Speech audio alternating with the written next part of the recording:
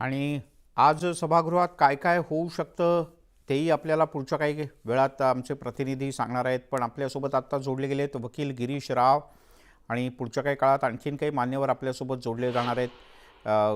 राव sir, स्वागत आहे आपलं. आणि माझा पहिला प्रश्न आहे तुम्हाला की कोर्टातून वेगवेगळ्या मार्गानं लढाई आता परत एकदा म्हणजे व्हाया रस्ता आता विधानसभेत आली आहे. आज सरकार असं म्हणतंय की स्वतंत्र प्रवर्ग करून आरक्षण देऊ, आर्थिक निकषावर आरक्षण देऊ. जरांगे असं म्हणतात की ओबीसीतलंच आरक्षण मिळालं पाहिजे आणि सगळे सोयरे या विषयाचा अधिसूचनेचं कायद्यात रूपांतर केलं पाहिजे. तुम्ही कसं पाहता या दोन्ही गोष्टींकडे? आरक्षणचा हा मुद्दा जेव्हा येतो तेव्हा सुप्रीम कोर्टने इंदिरा स्वामी या केसामध्ये असं क्लिअरली म्हटलंय की आरक्षण हा 50% क्रॉस झाला नाही पाहिजे. तेव्हा आता जो अधिवेशन जे 10% मला जे बातम्यामधून समजतंय की 10% विषय येतोय त्याच्यामध्ये एक मिनिट तर 10%चा जो विषय येतोय तर 10% जे आरक्षणचा जो क्रॉस होत असेल 50% जर क्रॉस होत असेल तर सुप्रीम कोर्ट परत तो स्ट्रक डाऊन करेल. कारण इंदिरा स्वामीच्या केसमध्ये असं म्हटलेलं आहे की एक्स्ट्रा ऑर्डिनरी सर्कमस्टन्सेस जर असतील तरच 50%चा जो थ्रेशोल्ड आहे तो क्रॉस करू शकतो. जर आपण बघितलं आपण मराठा आरक्षणाच्या बद्दल 2008 पर्यंत तरी रिपोर्ट होते की मराठ्यांना ओबीसी कॅटेगरीमध्ये आरक्षण मिळू शकत नाही म्हणून कमिशनचे रिपोर्ट होते. त्याच्यानंतर जेव्हा नारायण राणेंच्या कमिटी आणि नंतर सबसिक्वेंटली जस्टिस गायकवाडच्या कमिटींनी यांनी रेकमेंड केलं की मराठ्यांना आरक्षण दिलं पाहिजे. त्याच्यानंतरच फक्त या गोष्टी चालू झाल्या. पण सुप्रीम कोर्टामध्ये जेव्हा ही गोष्ट आली त्यांनी क्लिअरली म्हटलं की एक्स्ट्रा ऑर्डिनरी सर्कमस्टन्सेस काही दिसत नाहीये. त्याच्यामुळे जर एक्स्ट्रा त्याच्यामुळे त्यांनी तो स्ट्रक डाऊन केला. आणि त्याच्यानंतर आता काय एक्स्ट्रा ऑर्डिनरी सर्कमस्टन्सेस दिसत आहेत असं काही स्पष्ट तरी समोर काही दिसत नाही. त्याच्यामुळे जर कायदा केला तरी सुप्रीम कोर्टामध्ये सस्पेन्स होणं मला जरा डिफिकल्ट वाटतं. बरं, आपल्यासोबत राव सर, आपल्यासोबत दिलीप पाटील सुद्धा जोडले गेलेत. मराठा आंदोलक आहेत, याचिकाकर्ते आहेत या विषयातले. पाटील सर, स्वागत आहे आपलं. आज सभागृहाचं विशेष अधिवेशन होत आहे. जरांगे पाटील यांनी तर म्हटलंय की पहिले सगळे सोयरे या विषयाचा निकाल लावा आणि मग बाकीच्या विषयाची चर्चा करा. तुम्हाला काय अपेक्षा आहे? महत्वाचं असं आहे की सगळे सोयरेचं जे काही आता जे अधिसूचना काढली त्या अधिसूचनेला लाखो त्याच्याबद्दल हरकती आलेल्या आहेत. त्याच्याबद्दलच्या जे काही मांडायचं मागवलं सरकारनं ते लाखो आलेले आहेत. त्याचं अनालिसिस करायला फार वेळ लागणार आहे. नुसत्या हरकती मागवल्या तुम्ही, खरं हरकतीचं अनालिसिस करायला पाहिजे, त्यानंतर निर्णय घ्यायला पाहिजे. आणि अधिसूचना ज्यावेळी काढायची अधिसूचनेनंतर परत कायदा करायची काही गरज नाही आहे. लक्षात घ्या, अधिसूचना जर काढली तर अधिसूचनाच्या ह्याच्या खाली 6 महिने आरक्षण टिकू शकतं, बरोबर. तर आता इमिजिएट जे काय आता जे सरकार जे आरक्षण द्यायला लागलेलं आहे, जे एसीबीसी आरक्षण आहे 10-12 काय असेल ते टक्के, तर ते आता इमिजिएट मिळणार आहे. आणि मराठा समाजाच्या दृष्टीनं किंवा मराठा विद्यार्थ्यांच्या दृष्टीनं जर बघितलं तर आता मेगा भरती चालू आहे जोरात. म्हणजे या काळात जे तुमच्या लोकसभा इलेक्शनच्या आधी भरती जोरदार होऊन जाणार. त्याचबरोबर शाळेच्या परीक्षा संपणार आणि परीक्षा संपल्यानंतर ऍडमिशन चालू होणार, बरोबर. त्या ठिकाणी विद्यार्थ्यांना लगेच त्याचा लाभ मिळू शकतो. म्हणजे आणि अधिसूचना जर विचार केला तर याचा पूर्ण विचार केला तर जवळजवळ वर्षभर लागणार आहे याला. कारण लोकसभाचे इलेक्शन आहे, त्यानंतर विधानसभा लागेल, जिल्हा परिषद लागेल, त्यानंतर महापालिका. पण मग बरोबर आहे दिलीपजी, पण मग आता सरकार जो स्वतंत्र प्रवर्ग करू इच्छित आहे ज्याच्यामुळे कदाचित पुढच्या वर्षीच्या ऍडमिशन मधला मार्ग तुमचा सुकर होईल, तो तुम्हाला चालणार आहे का? तुम्हाला पूर्णच आरक्षण पाहिजे तर कदाचित प्रोसिजर करायची तर थांबावं लागेल. आता थांबायचं जर म्हणलं तर थांबायचं आता तयार नाही. जे मिळते ते घ्यायला पाहिजे. लक्षात घ्या, आता जर का 57 लाख कुणबी नोंदी तर मिळाल्यात, हम्म. त्यांना तर तुम्ही कुणबी सर्टिफिकेट देताय, ते बरोबर. व्हॅलिडेशन होऊन ते मार्गी लागतील. राहिला विषय की ज्यांची सर्टिफिकेट नाही आहेत, जे मराठा म्हणून आहेत, हो आणि त्यांना जर का तुम्ही जर का कायदा जर इमिजिएट केला आणि त्यांना जर लाभ मिळत असेल, तर तो एक विद्यार्थ्यांनी लाभ घ्यायला पाहिजे ना. विद्यार्थ्यांना लाभ मिळाला पाहिजे आम्हाला. म्हणजे वर्ष घालवण्यात काही पॉईंट नाही. पॉईंट नाही. बर तर आपल्यासोबत हो हा, हो वर्ष घालवण्यापेक्षा हे वर्षातनं जे काही नोकरी आणि शिक्षणातलं जे मिळेल तो लाभ घ्यावा. आणि त्यानंतर जे काही तुमचे जे काही सगळे सोयऱ्याचं अधिसूचना आहे त्या हरकतीवर चर्चा होईल. आणि त्यानंतर या सगळ्या चर्चा झाल्यानंतर मग ती काय काय ज्याला पाहिजे, आता तर उलट संधी आहे मराठा समाजाला, ज्याला पाहिजे कुणबी सर्टिफिकेट घेऊ शकतो ज्यांचे निघतात ते. त्यानंतर सगळे सोयऱ्याच्या मार्फत जे काय मिळेल त्यांना ते मिळू शकतं. बर एससीबीसीच्या मार्फत तुम्हाला आरक्षण मिळणार, मराठा म्हणून आरक्षण मिळणार. तो एक मोठा चंक. मी तर म्हणणार की 90% जे काही मराठा, 100% 90 हो 90% हो मराठा लोक आहेत, त्यांना मराठा त्यांचा म्हणून याचा आरक्षण उपयोग पाहिजे. होतोय, त्यांना याचा उपयोग होतोय. बरं आपल्यासोबत गिरीश राव सर आहेत, ज्येष्ठ वकील आहेत, कायदेतज्ञ आहेत. राव सर, आता दिलीप पाटील जसं म्हणतात की आत्ता जे पदरात पडतंय ते पदरात पाडून घेतलं पाहिजे, कारण परीक्षा तोंडावर आहेत, त्याच्यानंतर रिझल्ट लागतील तर पुढचं शैक्षणिक वर्ष आणि अनेक विषय त्यात येतील. पण आत्तापर्यंतचा अनुभव जर का पाहिला, जेव्हा 2014त त्याला स्थगिती मिळाली होती, त्याआधीच्या पृथ्वीराज चव्हाण सरकारच्या वेळेला मंजुरी मिळाली होती, सभागृहात निर्णय झाला, पण त्याला लगेचच आव्हान दिलं गेलं. सध्याची परिस्थिती काय सांगते किंवा कायदा काय सांगतोय? ज्या प्रकारे ह्याला विरोध दिसतोय मला कायद्याच्या दृष्टीने मी सांगतोय, तर मला याच्यावरती ह्यांनी पण काही अध्यादेश किंवा काही हे केलं, जरी पारित केलं तरी त्याच्यावरती पण मला वाटतं की ते हायकोर्टात किंवा सुप्रीम कोर्टात जातील. कारण आता जोपर्यंत आपण बघितलं आतापर्यंत नेहमी ते लोक आधी हायकोर्टात गेलेत आणि नंतर ती मॅटर सुप्रीम कोर्टात गेले. त्यामुळे मला ह्याच्यातली मला काही वेगळी दिसत नाहीये. ह्याच्यामध्ये पण हायकोर्टात रिट चॅलेंज करेल. हायकोर्ट 99% मला वाटतं की इंट्रीम हे देतील की स्टे देतील याच्यामध्ये, असं तरी माझा विचार दिसतोय, असं मला तरी दिसतंय.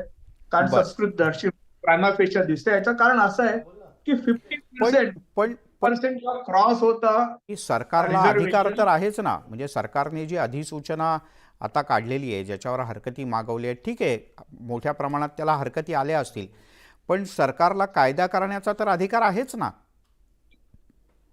कायदा करण्याचा नक्कीच अधिकार आहे, त्याच्याबद्दल काही वाद नाहीये. फक्त एक्स्ट्रा ऑर्डिनरी सिच्युएशन असेल तरच 50% हा थ्रेशोल्ड क्रॉस करू शकता. जर सरकारने दाखवले की एक्स्ट्रा ऑर्डिनरी सर्कमस्टन्सेस झाले, त्याच्यामुळे आम्ही 50%चा हा थ्रेशोल्ड क्रॉस केलाय, तर सस्टेन होणार, नाहीतर सस्टेन नाही होणार. नाहीतर ह्या 50% जे एक्झिस्टिंग 50% त्याच्यामध्ये मराठ्यांना पण बसवायला लागणार सरकारला. आणि तसं करायचं झालं तर बाकीचे ओबीसी परत त्याच्यावरती विरोध करतील. त्याच्यामुळे यांना खूप बॅलन्स करायला लागतील या सगळ्या गोष्टी याच्यामध्ये. म्हणजे याचं सोपं काम एंड ऑफ द डे परत ते कोर्टामध्ये सस्टेन झाले पाहिजे, या प्रकारे विचार करायला लागेल. माझा गिरीशराव सर तुम्हाला आणि दिलीप पाटील सर तुम्हाला दोघांनी एक प्रश्न आहे. तुमचा अभ्यास काय सांगतो की विशेष प्रवर्ग म्हणून किंवा आर्थिक निकषावर म्हणून फक्त 10%पर्यंतच ही तरतूद करता येईल का 12%, 14%, 16%पर्यंत ही तरतूद करता येईल, जेणेकरून आर्थिकदृष्ट्या सुद्धा जे अडचणीतले आहेत मराठा बांधव त्यांना याचा फायदा होईल? आधी दिलीप सर आणि मग गिरीशराव सर. हां, एक लक्षात घ्या की जे कायद्याप्रमाणे जेवढी लोकसंख्या तुमची येते त्याच्या लोकसंख्येच्या निम्म आरक्षण मिळतं. म्हणजे जर का मराठा समाज आता रिपोर्टमध्ये जर 32% आला असेल तर 16% ते मान्य करता येतं आणि 16% मिळू शकतं. मग सरकारच्यावरती अवलंबून आहे. गेल्या वेळी हायकोर्टानं सरकारनं दिलं 16% आणि हायकोर्टानं ते शिक्षणामध्ये 13 आणि नोकरीमध्ये 12 केलं. तर हम्म. त्यावेळी लोकसंख्या पकडताना त्यामध्ये कुणबी वजा करण्याचं अशा पद्धतीच्या गोष्टी केल्या गेल्या. खरं आता जे काही ज्या पद्धतीनं जो सर्वे झालेला आहे त्या सर्वे मध्ये कुणबी वेगळे गणले गेलेत आणि मराठा वेगळा झालाय. त्यामुळं असं नाही आहे, सरकारचं ते आता आहे, हे सरकारचा कॉल आहे. सरकार ठरवू शकतं की 12 द्यायचं, 10 द्यायचं की 16 द्यायचं. त्यामुळे तो काही प्रॉब्लेम नाही. त्याचबरोबर महत्वाचं असं आहे की एक्स्ट्रॉर्डिनरी सर्कमस्टन्सेस हा एकच क्रायटेरिया नाही आहे आरक्षणासाठी. तर बऱ्याच वेळा सिच्युएशन प्रमाणे बदलत गेलं. म्हणजे बर आता असं आहे की ज्या एक्स्ट्रॉर्डिनरी सर्कमस्टन्सेस प्रत्येक ठिकाणी तुम्हाला त्या लागू होतीलच असं नाही आहे. हो जर नवीन जर का एखादा समाज जर काय वेगळ्या पद्धतीने जर का बॅकवर्ड होत गेला असेल सामाजिक दृष्ट्या, आर्थिक दृष्ट्याने, आर्थिक सोडा सामाजिक दृष्ट्याने, हम्म. तर त्याला त्यासाठी आता जुने क्रायटेरिया लागू शकत नाहीत. बर जर का बर तुम्ही म्हटलं की जुन्या क्रायटेरियामध्ये, एक सेकंड सर, जुन्या क्रायटेरियामध्ये रिमोट म्हणजे रिमोट प्लेस मध्ये राहिलेलं पाहिजे, म्हणजे दऱ्या खोऱ्यात हो राहणारा पाहिजे, तर लाईट नाही पाहिजे, शौचालयाची सोय नाही पाहिजे. हो ही आता भारतात नाही आहे. बरोबर. कायद्यानं तुम्हाला शौचालय कंपल्सरी आहे, मग तुम्हाला शौचालय नाही पाहिजे असं तुम्ही म्हणू शकत नाही ना. बरोबर. त्यामुळं पूर्णच निकष बदलले या मधल्या कालखंडात, त्याचे निकषच सर, पूर्ण yes, sir, yes, बदलले. त्यामुळे इथून Yes, पुढच्या sir. काळात म्हणजे आता एक सर्वेक्षण झालंय, पण पुन्हा जर का सर्वेक्षणाची वेळ आली तर नव्यानं निकषच तयार करून त्यानं सर्वेक्षण केलं पाहिजे, तर तो सिद्ध होईल, नाहीतर तो सिद्धच होणार नाही. म्हणजे कोणीच त्या Yes, याच्यात sir, येणार yes, नाही. sir, yes, sir. राव सर. मला ते हां पहिले गोष्ट नाही, प्रपोर्शन मध्ये असं नसतं की मराठा एवढे आहेत म्हणून त्यांना त्या प्रपोर्शन मध्ये त्यांना आरक्षण मिळावं. प्रपोर्शनचा याच्यात काही संबंध नाही. किती किती लोकसंख्या मराठ्यांची आहे किंवा किती लोकसंख्या दुसऱ्या कम्युनिटीची आहे त्याचा काही संबंध नाही. याच्यामध्ये संबंध क्रायटेरिया हा असतो की त्या बॅकवर्ड कम्युनिटी आहेत का आणि बॅकवर्ड ओबीसी आहेत का, म्हणजे त्याच्यासाठी जे क्रायटेरिया वगैरे जे काय पॅरामीटर्स आहे त्याच्यात ते बसतायत का. आतापर्यंत ज्या गोष्टी आल्या समोर कोर्टापुढे पण ज्या आल्या त्याच्यामध्ये दिसलं की आतापर्यंत महाराष्ट्रात जे 13 मुख्यमंत्री होते ते मराठा कम्युनिटीचे होते. आणि परत त्यांनी साखर कारखाना याचा पण सगळा दिला, 70 ते 80% साखर कारखाना मराठ्यांकडे आहे. तर त्याच्या निकषावरती कोर्टाचं असं म्हणणं झालं की हे काही बॅकवर्ड कम्युनिटीमध्ये येत नाही. अशी कुठली एक्स्ट्रा ऑर्डिनरी सर्कमस्टन्सेस नाहीये की तो थ्रेशोल्ड लिमिट आहे तो 50% क्रॉस करतो. जर तो 50% जर क्रॉस करू शकत नाही त्याच्यामुळे त्यांना 50% क्रॉस करून ते नेता येणार नाही. मराठ्यांसाठी जर आरक्षण ठेवायचं असेल ते 50%च्या आतमध्येच ठेवायला लागेल.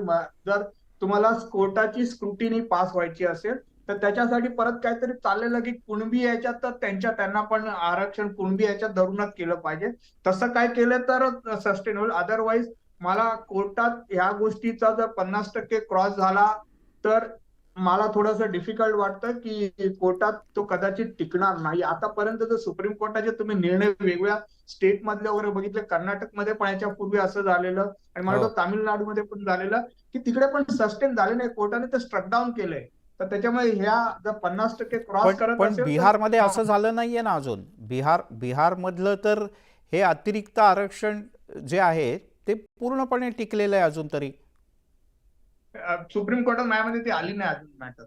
हो, म्हणजे तुम्हाला राव सर असं म्हणायचं की बिहारचं मॅटर सुप्रीम कोर्टात चॅलेंज केलं गेलं तर त्याला सुद्धा अडचण निर्माण होऊ शकते. होऊ शकणार 50%. आणि तिथलं मला माहिती नाही की तिथे काय परिस्थिती आहे जोपर्यंत त्याचा काय क्रायटेरिया समोर येत नाही. एक्स्ट्रा ऑर्डिनरी सरकार म्हणजे खूप मागास आहे. ह्या सगळ्या गोष्टी जर तुम्ही दाखवू शकलात, पटवू शकतात कोर्टाला तर होईल, नाही डिफिकल्ट होणार आहे कोर्टाला समजवणं. बर पाटील सर, तुम्ही म्हणताय की त्याचे निकष आता बदललेल्या काळानुसार बदलले पाहिजेत किंवा ते बदललेल्या निकषानुसारच हे झालं पाहिजे. पण परिस्थिती वेगवेगळ्या पद्धतीची वेगवेगळ्या वेळेला असते. 30 वर्षापूर्वीची परिस्थिती आज नाही आणि आणखीन 20 वर्षाने आजच्यासारखी परिस्थिती नसेल. म्हणजे 30 वर्षांपूर्वी गल्लीमध्ये एक फोन असला तरी मोठी गोष्ट होती. आता प्रत्येकाच्या हातात फोन आहे. कदाचित आणखीन 20 वर्षानंतर परिस्थिती वेगळी असेल आणखी. तर मग अशा सगळ्या परिस्थितीमध्ये हे निकषात बसणं हे सगळं कसं होणार? मी आपल्याला आता जे सरांनी बोललं वकील साहेबांनी त्यातले एक गोष्ट सांगतो की साखर कारखाने किती लोकांच्याकडे आहेत?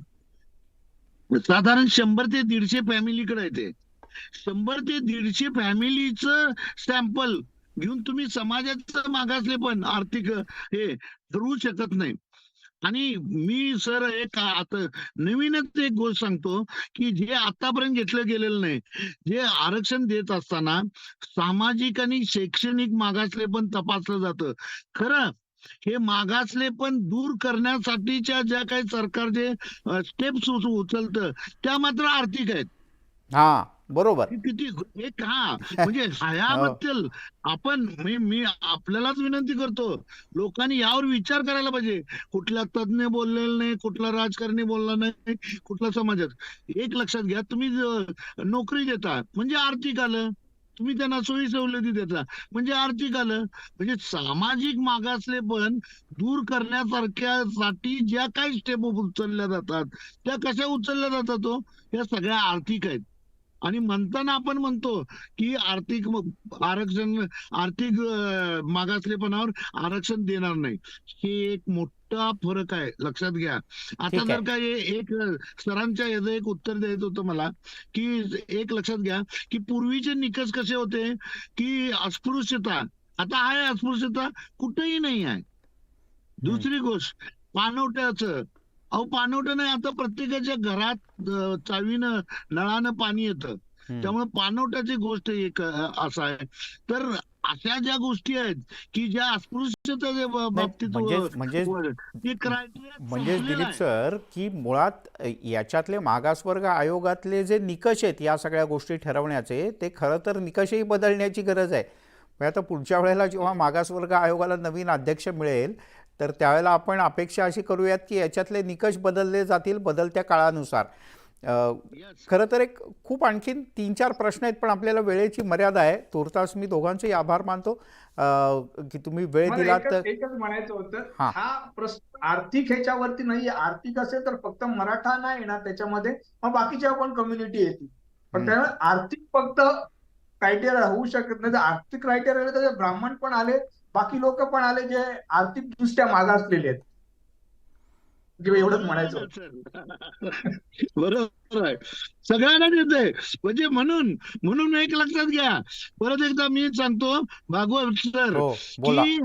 ईडब्ल्यूएस ईडब्ल्यूएस जे आहे ते ऍक्च्युली काय करायला पाहिजे, प्रत्येकाचं 50% कोटा कट करा, 25% घ्या, बरोबर, आणि 10% म्हणजे 35% सरळ सरसकट सगळ्या समाजाला आर्थिक दृष्ट्या मागास रिझर्वेशन द्या. ईडब्ल्यूएस मी म्हणतो, लक्षात घ्या परत, ज्यांना 10% आहे त्यातलं 5% तुमचं याला घ्या आणि 5% ईडब्ल्यूएस ला घ्या. बर म्हणजे बर. ईडब्ल्यूएस खरा क्रायटेरिया आणि खरी गरज ही शेवटी आर्थिक आहे. आणि तुम्हाला एक गोष्ट सांगतो की या समाजातले कुठलेही प्रश्न, सामाजिक प्रश्न असू दे, हे 95% हे तुमच्या आर्थिक गोष्टीशी गोष्टीशी निगडीत आहेत. निगडीत आहेत. आपण अपेक्षा करूयात की सरकार याचा गांभीर्यानं विचार करेल. एवढंच नाही तर जे ओबीसीतनंच आरक्षण पाहिजे अशी मागणी पक्की धरून बसलेले आहेत ते जरांगे पाटील सुद्धा याचा विचार करतील, जेणेकरून दिलीप पाटील यांनी जे उल्लेख केला आहे की आत्ता जे पदरात पडतंय ते पदरात पाडून घेतलं पाहिजे आणि मग पुढे गेलं पाहिजे. नाहीतर आता हेही नाही मिळणार आणि जे मिळायला लढा सुरू आहे तर ते मिळायला अजून वेळच आहे. आपण दोन्ही मान्यवरांनी वेळ दिला. आपल्या दोघांचेही मनापासून आभार.